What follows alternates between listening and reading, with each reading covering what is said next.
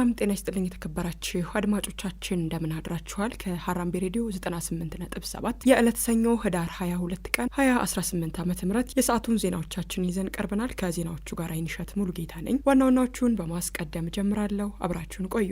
የትግራይ ኃይሎች አሁንም የአፋር ወረዳዎችን ተቆጣጥረው ይገኛሉ ስለመባሉ፣ በአማራ ክልል የተለያዩ አካባቢዎች የተዘረጉ ኬላዎች እንዲነሱ ትዕዛዝ ስለመሰጠቱ፣ ከአፍሪካ የኤርትራው ፕሬዝዳንት ኢሳያስ አፈወርቂ ወደ ፖርት ሱዳን አቅንተዋል ስለመባሉ፣ ከዓለም አቀፍ ሩሲያ ሂውማን ራይትስ ዎችን ስለማገዷ አድማጮች ዜናዎቹን በዝርዝር አስደምጣችኋለሁ። በድጋሚ አብራችሁን ቆዩ። የትግራይ ኃይሎች አሁንም የአፋር ወረዳዎችን ተቆጣጥረው ይገኛሉ ተባለ። ከሳምንታት በፊት ወደ አፋር ክልል መግባታቸው የተነገረላቸው የትግራይ ኃይሎች አሁንም ስፍራውን ለቀው አለመውጣታቸው ተገልጿል።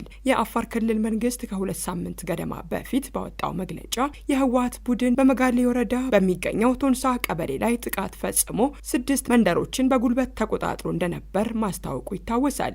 የትግራይ ክልል ጊዜያዊ አስተዳደር ከአንድ ቀን በኋላ ባወጣው መግለጫም የትግራይ ክልል ኃይሎች ወደ አፋር ክልል ዘልቀው ጥቃት ፈጽመዋል መባሉን መሰረተ ቢስ ሲል ማስተባበሉ አይዘነጋም። ጊዜያዊ አስተዳደሩ ይህን ይበል እንጂ የአካባቢው ነዋሪዎችና ባለስልጣናት ታጣቂዎቹ ጥቃት መፈጸማቸውንና አሁንም ስፍራውን ለቀው አለመውጣታቸውን ለመገናኛ ብዙሃን ተናግረዋል። አንድ የቶንሳ ቀበሌ ኃላፊ የትግራይ ኃይሎች ሲሉ የጠሯቸውን ታጣቂዎች ከ2 ሳምንት በፊት የያዟቸው ሚልኪ ወረአ፣ ሚላ፣ ከርፈቱ፣ ካውሶ በራና ካረሟጋ የተባሉ አካባቢዎች አሁንም በእነርሱ ቁጥጥር ስር መሆኑን ገልጸዋል። ይህ በእንዲህ እንዳለ በወቅቱ በደረሰው ጥቃት ከቶንሳ ቀበሌና ከአጎራባች አካባቢዎች የተፈናቀሉ ሰዎች ብዛት 18000 ገደማ መድረሱንና 11000 ያህሉ እስካሁን ድረስ ድጋፍ እንዳላገኙ የአካባቢው ባለስልጣናት አስታውቀዋል። ዘገባው የኢትዮጵያን ኢንሳይደር ነው።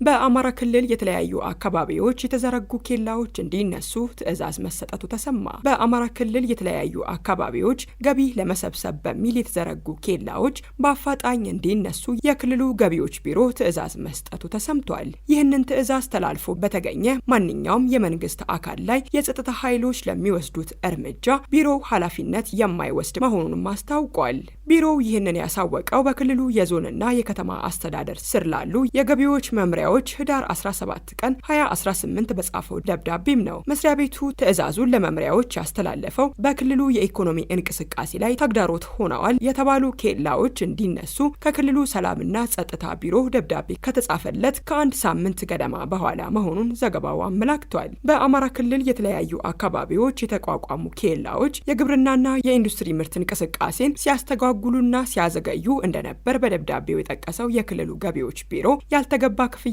በማስከፈል የምርት ዋጋ እንዲጨምር ማድረጋቸውንም አትቷል። እነዚህ ድርጊቶች የኑሮ ውድነትን በማባባስ በሸማቾች ላይ ጫና ስለማሳደራቸውም ደብዳቤው አክሏል።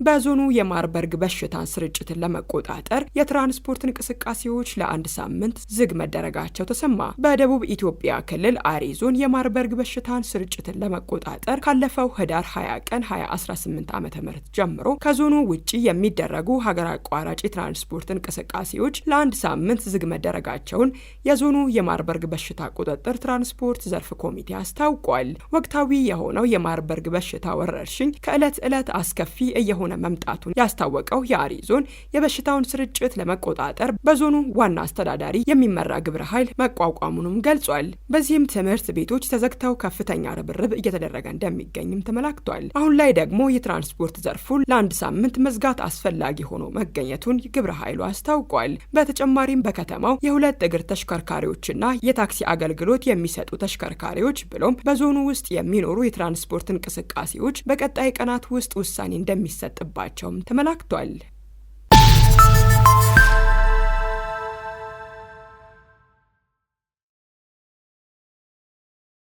በነዳጅ የሚሰሩ ተሽከርካሪዎች የበካይ ጋዝ መቆጣጠሪያ ሊገጠም ነው ተባለ። በነዳጅ የሚሰሩ ተሽከርካሪዎች የሚለቁትን በካይ ጋዝ ለመቆጣጠር የሚያስችል መሳሪያ እንዲገጥሙ ሊደረግ መሆኑን የትራንስፖርትና ሎጂስቲክ ሚኒስቴር አስታውቋል። የትራንስፖርትና ሎጂስቲክ ሚኒስትሩ ዶክተር አለሙ ስሜ በነዳጅ የሚሰሩ ተሽከርካሪዎች የሚለቁት በካይ ጋዝ ምን ያህል መሆን እንዳለበት የሚወስን ስታንዳርድ መዘጋጀቱን ገልጸዋል። ሚኒስቴሩ አሽከርካሪዎች በተዘጋጀው ስታንዳርድ መሰረት የማይጠቀሙ ከሆነ እንደሚታገዱም አስታውቋል። በተለይም ለረጅም ጊዜ ያገለገሉና ሞተራቸው ያረጀ ተሽከርካሪዎች የሚለቁት በካይ ጋዝ ከፍተኛ በመሆኑ ካላስተካከሉ እንደሚታገዱ አጽንኦት ተሰጥቷል።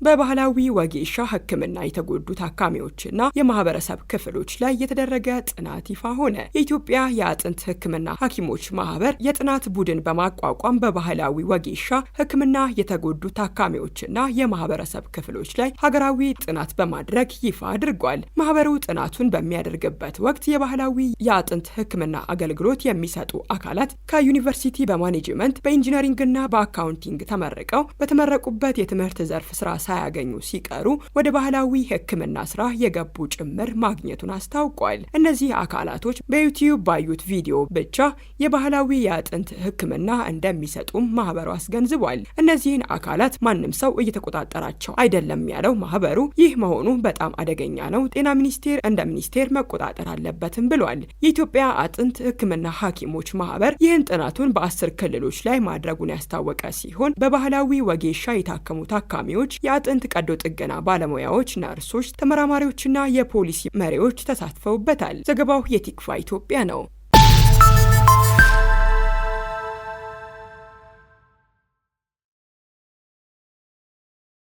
አድማጮች ከሀራምቤ ሬዲዮ 98.7 የሰዓቱ ዜናዎቻችን አሁንም እንደቀጠሉ ይገኛሉ። አሁን ደግሞ ከአፍሪካ የኤርትራ ፕሬዝዳንት ኢሳያስ አፈወርቂ ወደ ፖርት ሱዳን አቅንተው ከአልቡርሃን ጋር መወያየታቸው ተነገረ። የሱዳን ሉዓላዊ ምክር ቤት ፕሬዝዳንት ጄኔራል አብዱልፈታህ አልቡርሃንና ፕሬዝዳንት ኢሳያስ አፈወርቂ በፖርት ሱዳን ተገናኝተው መወያየታቸው ተሰምቷል። ፕሬዝዳንት ኢሳያስ አፈወርቂ ኤርትራ ከሱዳን ጋር በተለያዩ ደረጃዎች የሁለትዮሽ ግንኙነቷን የበለጠ ለማሳደግ በጋራ እንደምትሰራ በውይይቱ ወቅት ተናግረዋል። የሱዳኑ ወታደራዊ መሪ አልቡርሃን ከጀነራል ሐምዳን ዳጋሎ ጋር በጦርነቱ ውስጥ መሆናቸውን ተከትሎ ኤርትራ ለአልቡርሃን ወታደር በማሰልጠን እንዲሁም የሱዳንን አየር ኃይል ተቀብሎ በማስተናገድ ድጋፍ እያደረገች መሆኑን በጀነራል ሐምዳን ዳጋሎ የሚመራው የሱዳን ፈጥኖ ደራሽ ጦር ያስታወቀ ሲሆን ኤርትራ ላይ እርምጃ እንደሚወስድ በተደጋጋሚ ማስጠንቀቂያ ማውጣቱም የሚታወስ ነው።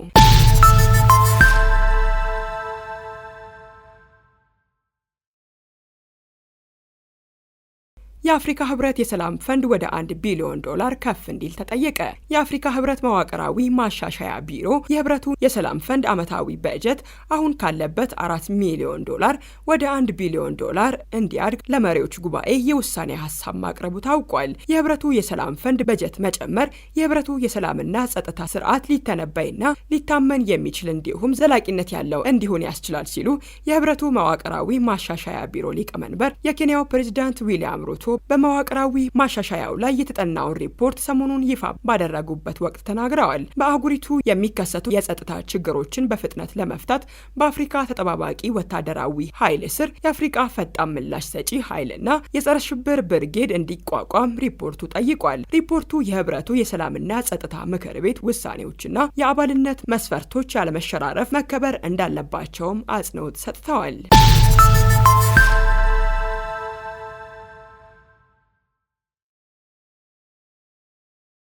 መፈንቅለ መንግስት የተፈጸመባቸው ፕሬዝዳንት ወደ ብራዚል መጓዛቸው ተሰማ። ከስልጣን የተነሱት የጊኒ ቢሳው ፕሬዝዳንት ኡማሮ ሲስኮ ኤምባሎ ከሴኔጋል ወደ ብራዚል እንደተጓዙ ተሰምቷል። ፕሬዝዳንቱ ከመጀመሪያው ፕሬዝዳንታዊ ምርጫ 3 ቀናት በኋላ የወታደራዊ መኮንኖች ቡድን ህዳር 17 ቀን ስልጣን በኃይል መያዙን ተከትሎ ሀገሪቱን ጥለው መሰደዳቸው ይታወሳል። ሀገሪቱ በአሁኑ ሰዓት በመፈንቅለ መንግስት አድራጊዎች ለ1 ዓመት እንዲያገለግሉ በተሰየሙት ጊዜያዊ ፕሬዝዳንት እየተመራች መሆኑም ይታወቃል። መፈንቅለ መንግስቱን ተከትሎ የአፍሪካ ህብረት ጊኒ ቢሳውን ከህብረቱ አባልነት ማገዱንም አስታውቋል።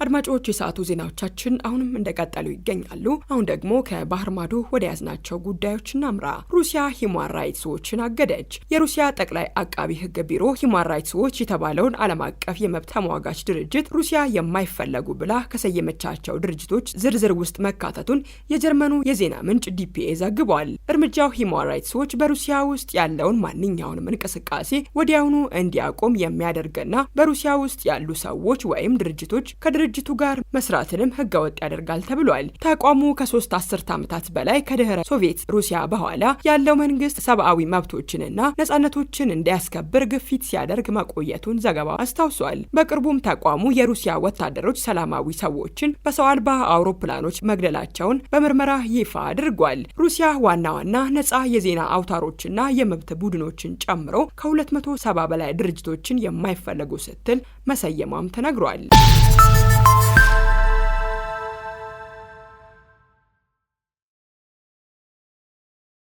በመጨረሻም ተመራማሪዎች በማርስ ፕላኔት ላይ መብረቅ ሊከሰት ይችላል አሉ። ሳይንቲስቶች ማርስ ላይ ለመጀመሪያ ጊዜ የኤሌክትሪክ እንቅስቃሴ እንዳስተዋሉና ይህም ፕላኔቷ ላይ መብረቅ ሊከሰት እንደሚችል እንደሚጠቁም ይፋ አድርገዋል። ሳይንቲስቶቹ የኤሌክትሪክ እንቅስቃሴውን ትንሽ መብረቅ ብለው የሰየሙት ሲሆን እንቅስቃሴው እንዳለ የታወቀው በድምፅ ሞገድ አማካኝነት መሆኑንም አረጋግጠዋል።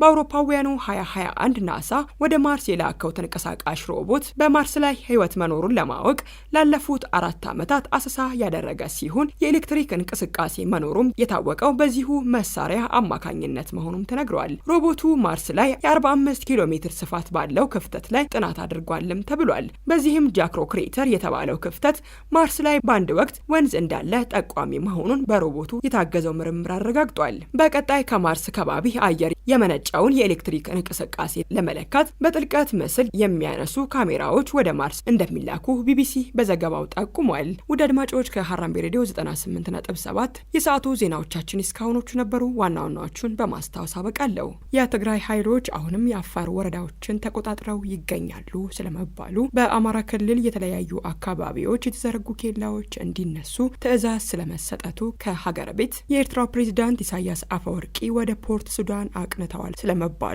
ከአፍሪቃ ሩሲያ ሂውማን ራይትስ ዎችን ስለማገዷ፣ ከዓለም አቀፍ ለሰዓቱ ያጠናቀርናቸው ዜናዎቻችን የስካሁኖቹ ነበሩ። ዜናዎቹን አይንሸት ሙሉጌታ አስደመጥኳችሁ። ቀሪ የጣቢያችን ዝግጅቶች መደመጣቸውን ይቀጥላሉ። በያላችሁበት ሰናይ ቀን ይሁንላችሁ።